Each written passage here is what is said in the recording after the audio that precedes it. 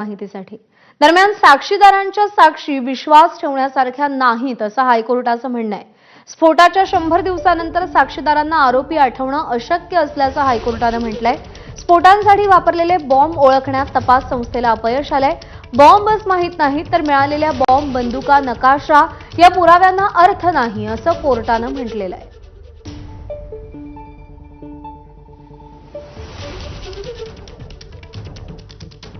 तर 11 जुलै 2006 रोजी 7 लोकल ट्रेनमध्ये बॉम्बस्फोट करण्यात आले।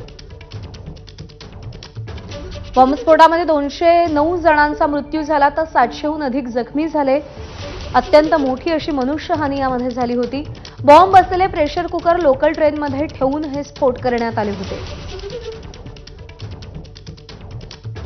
खार रोड सांताक्रूज मधल्या स्फोटात 7 तर बांद्रा खार रोडच्या स्फोटामध्ये 22 जण ठार झाले होते।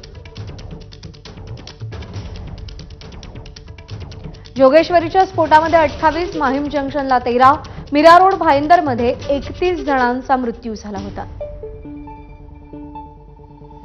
माटुंगा रोड माहीम दरम्यानच्या स्फोटामध्ये 28 आणि बोरिवलीमध्ये देखील स्फोट झालेला होता।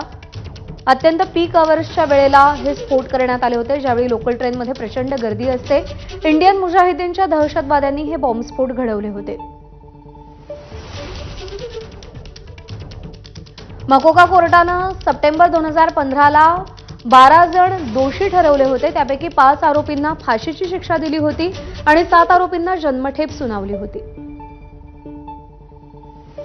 फैजल शेख, आसिफ खान, कमाल अन्सारी, एहतेशाम सिद्दीकी, नावीद खान यांना फाशीची शिक्षा झाली होती।